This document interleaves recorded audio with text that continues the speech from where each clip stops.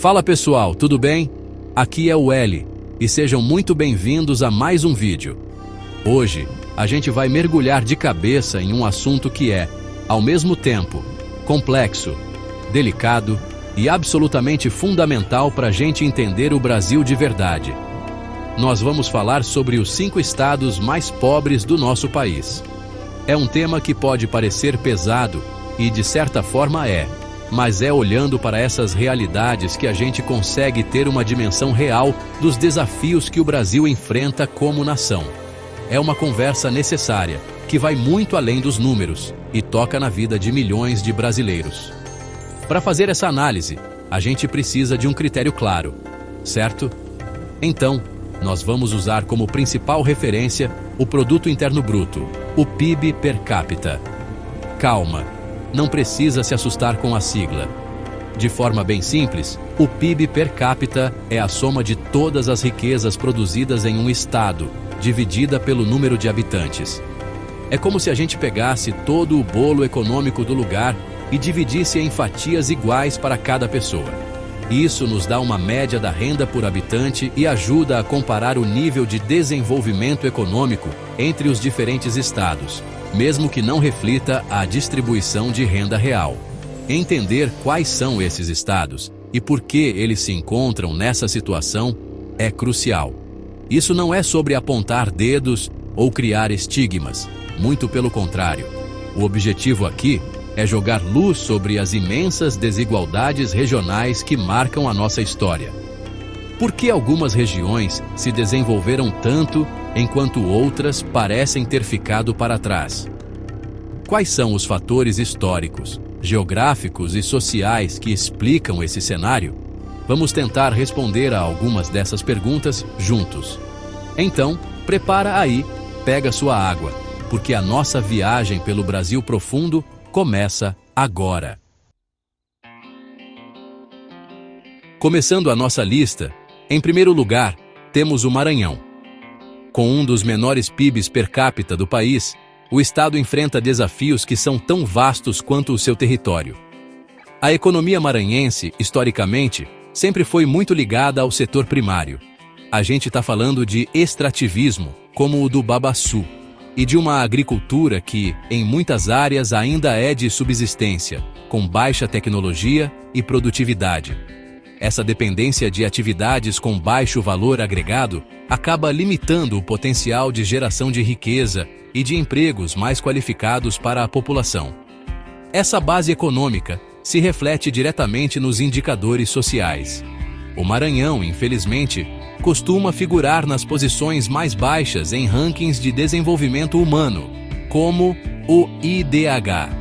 Isso significa que a população enfrenta dificuldades no acesso a serviços básicos e essenciais. Estamos falando de acesso à educação de qualidade, a um sistema de saúde que funcione de forma eficiente para todos e a condições de saneamento básico, que em muitas localidades ainda são extremamente precárias. É um ciclo difícil de quebrar. A economia frágil impacta o social, e os problemas sociais dificultam o desenvolvimento econômico. Mas aí você pode se perguntar, mas o Maranhão não tem riquezas? E a resposta é, sim, e muitas. O estado possui um potencial gigantesco. O complexo portuário de São Luís, por exemplo, é um dos mais importantes do Brasil, escoando uma quantidade absurda de minério de ferro e outros produtos. Existe uma indústria crescente, especialmente na capital, São Luís, e um setor de serviços que tenta se expandir. O turismo também é uma joia a ser lapidada, com belezas únicas como os Lençóis Maranhenses, um lugar que parece de outro planeta. O grande paradoxo do Maranhão é justamente esse: um estado riquíssimo em recursos naturais, com uma cultura vibrante e um povo trabalhador, mas que convive com bolsões de pobreza extrema. A concentração de renda é um fator-chave aqui. A riqueza gerada por grandes projetos, como a mineração ou o agronegócio de exportação, muitas vezes não se traduz em melhoria de vida para a maioria da população local. A riqueza passa pelo Estado, mas não fica nele de forma distribuída. os desafios estruturais são enormes e vêm de longe. A questão da infraestrutura, por exemplo, é um gargalo gigante.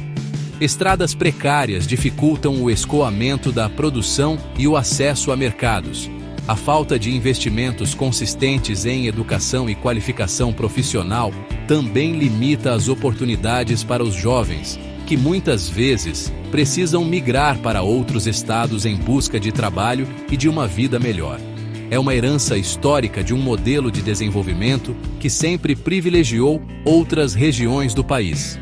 Além disso, a geografia do estado também impõe seus próprios desafios. O Maranhão tem diferentes biomas, da Amazônia ao Cerrado, passando por uma extensa área litorânea. Gerenciar um território tão diverso e garantir que o desenvolvimento chegue a todos os cantos, das comunidades ribeirinhas aos sertanejos, exige um planejamento complexo e políticas públicas muito bem desenhadas e executadas. Não existe uma solução única que sirva para todo o estado. Portanto, olhar para o Maranhão é entender que a pobreza não é simplesmente falta de dinheiro. É uma teia complexa de fatores históricos, econômicos e sociais. A luta do Estado é para transformar seu imenso potencial em desenvolvimento real, em qualidade de vida para cada maranhense. É um desafio que simboliza a luta de todo o Nordeste e, em última instância, de todo o Brasil, pela superação das suas desigualdades mais profundas. Seguindo nossa análise, chegamos ao Piauí. Muitas vezes lembrado apenas pelo calor e pelo sertão, o estado carrega uma história de resiliência e hoje vive um momento de busca intensa por novas vocações econômicas. Assim como o Maranhão, o Piauí tem um PIB per capita que o coloca entre os mais baixos do Brasil, um reflexo de uma economia que, por séculos, foi baseada quase que exclusivamente na pecuária extensiva e em uma agricultura de baixa produtividade, muito dependente do regime de chuvas, que é historicamente irregular na região. Essa dependência climática sempre foi um dos maiores dramas do Piauí.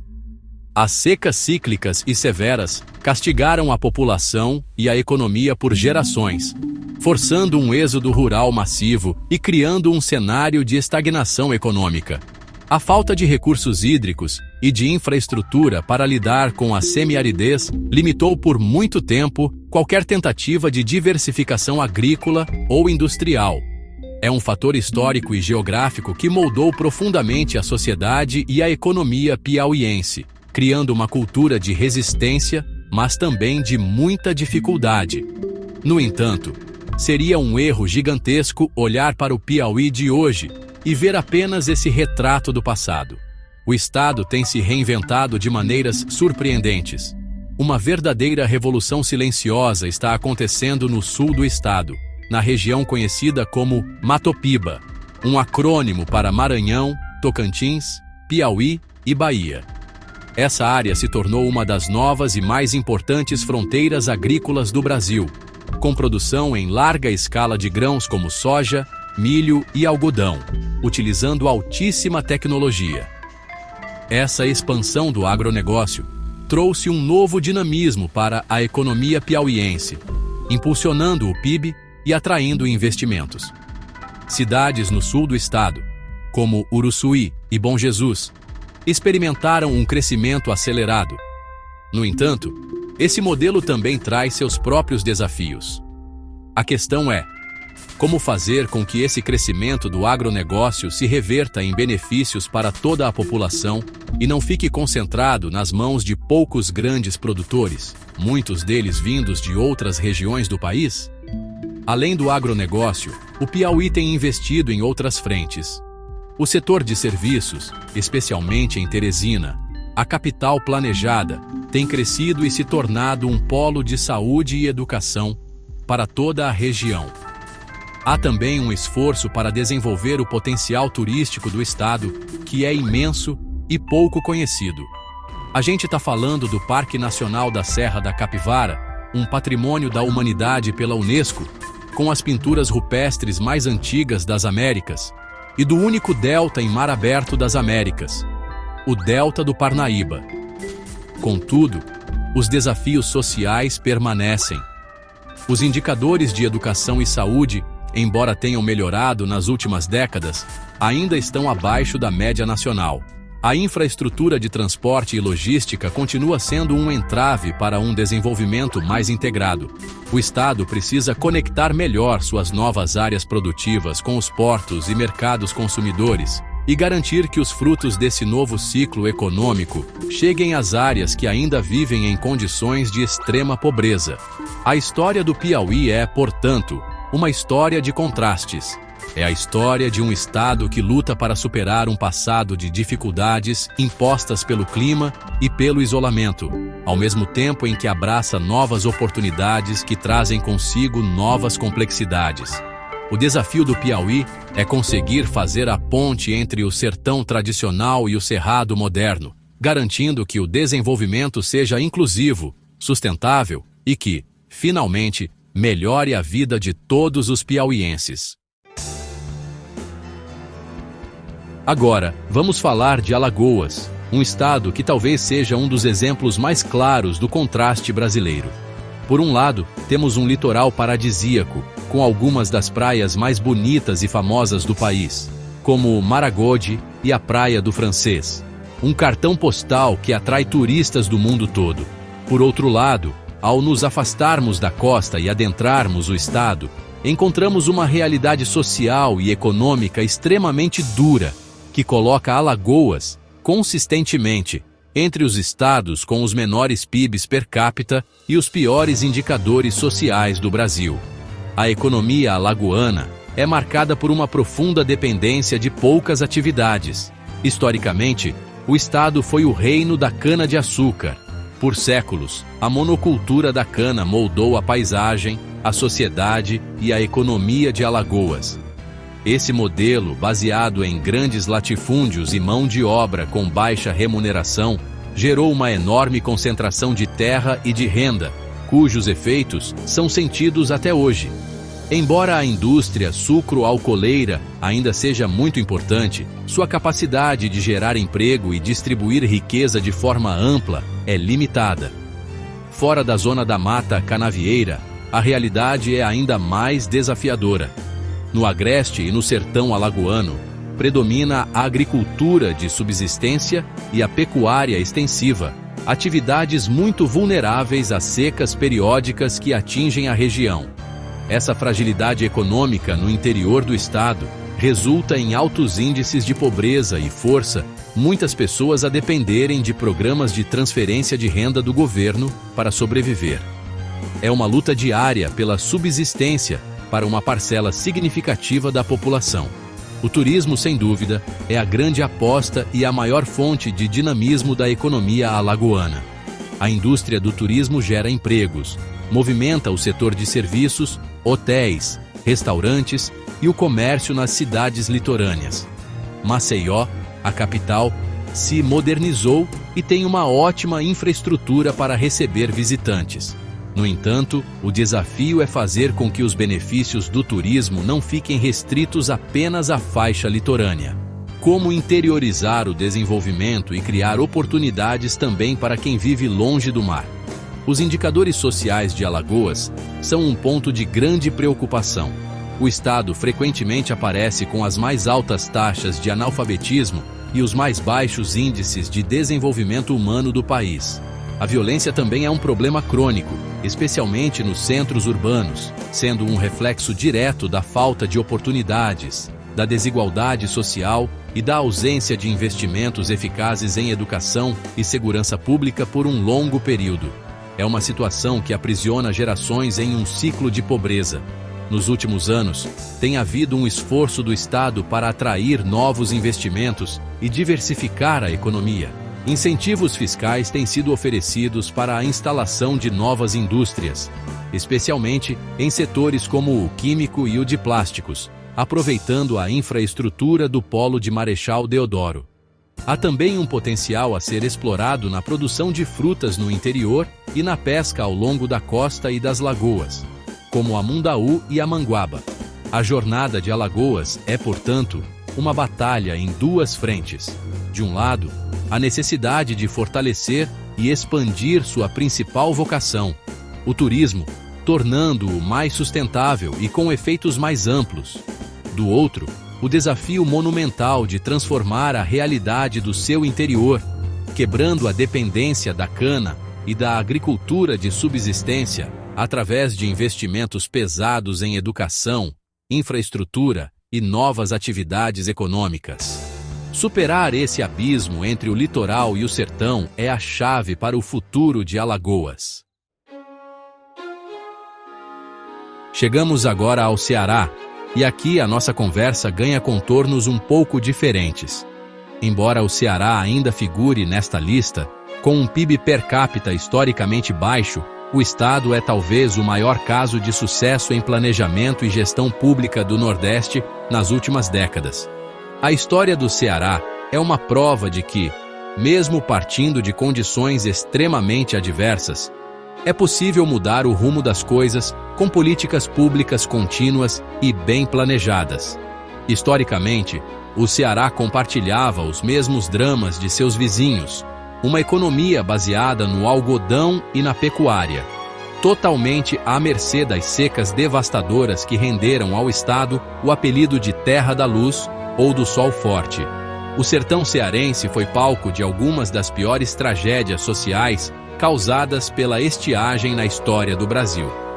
Essa vulnerabilidade climática sempre foi o principal obstáculo ao desenvolvimento, gerando pobreza e ondas de migração, como a dos retirantes que povoaram o imaginário do país. A grande virada do Ceará começou a ser desenhada a partir dos anos 80 e 90. O estado passou a investir de forma massiva e consistente em duas áreas que são a base de tudo: recursos hídricos e educação. O Ceará se tornou referência nacional em gestão de águas, construindo uma malha de açudes, canais e adutoras que aumentaram a segurança hídrica para a população e para a produção. O exemplo mais emblemático é o projeto de integração do Rio São Francisco, que tem no Ceará um de seus principais beneficiários e gestores. Paralelamente, o Ceará fez uma verdadeira revolução na educação básica. Com um modelo focado na colaboração entre Estado e municípios, meritocracia para diretores, avaliação constante de resultados e foco na alfabetização na idade certa, o Estado saltou das últimas posições nos rankings nacionais para ter centenas de escolas entre as melhores do Brasil. Esse investimento em capital humano é a aposta de longo prazo do Ceará para construir um futuro mais próspero e menos desigual. Essa base sólida permitiu ao Ceará diversificar sua economia. O estado atraiu grandes investimentos industriais, como a Companhia Siderúrgica do Pecém, que transformou a região metropolitana de Fortaleza. O turismo se consolidou como uma força econômica, com praias famosas como Jericoacoara e Canoa Quebrada. E mais recentemente, o Ceará tem se destacado como um polo de energias renováveis, especialmente eólica e solar, aproveitando seu potencial natural de ventos e sol constantes. Além disso, Fortaleza se tornou um hub tecnológico e de serviços. A cidade hoje é um dos pontos mais importantes de conexão de cabos submarinos de fibra óptica do mundo, ligando o Brasil à África, Europa e América do Norte. Isso tem atraído empresas de tecnologia e data centers, criando um novo ecossistema de inovação e empregos qualificados, algo impensável para o estado algumas décadas atrás. Apesar de todos esses avanços, o Ceará ainda enfrenta enormes desafios. A desigualdade entre a capital e o interior ainda é muito grande. Os bolsões de pobreza persistem, e os frutos do novo desenvolvimento ainda não chegaram a todos. A violência urbana em Fortaleza e sua região metropolitana também é um problema grave e complexo. O PIB per capita, embora em trajetória de crescimento, ainda leva tempo para refletir todas essas transformações e alcançar a média nacional. O Ceará nos mostra que a jornada é longa, mas que o caminho da transformação é possível.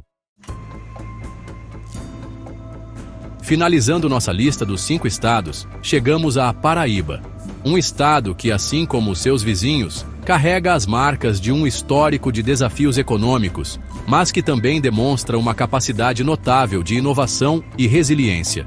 O PIB per capita da Paraíba a coloca entre os mais baixos do país, resultado de uma economia que por muito tempo se apoiou em atividades tradicionais e de baixo dinamismo, como a cultura do algodão, que teve seu auge e depois entrou em declínio, e a pecuária no sertão. A geografia da Paraíba é um reflexo claro de seus desafios. O estado é dividido em 3 zonas bem distintas: o litoral, onde se concentra a maior parte da população e da atividade econômica; o agreste, uma zona de transição; e o sertão, vasto, semiárido e historicamente castigado pelas secas. Essa divisão criou ilhas de desenvolvimento, com a capital João Pessoa e a cidade de Campina Grande concentrando a maior parte da infraestrutura e das oportunidades, enquanto o interior profundo enfrenta dificuldades muito maiores. A economia paraibana tradicionalmente se baseou na agropecuária. O ciclo do algodão foi muito importante no passado, mas pragas como o bicudo e a concorrência internacional levaram a cultura a uma crise profunda. Hoje, a pecuária, especialmente de caprinos e ovinos, muito adaptados ao clima do sertão, e a produção de algumas frutas irrigadas são importantes, mas ainda insuficientes para transformar a realidade econômica de todo o estado. A dependência de programas de transferência de renda no interior ainda é uma realidade para muitas famílias. No entanto, a Paraíba tem um lado que muita gente não conhece: um polo de excelência em ciência e tecnologia. Campina Grande, a segunda maior cidade do estado, é um caso notável.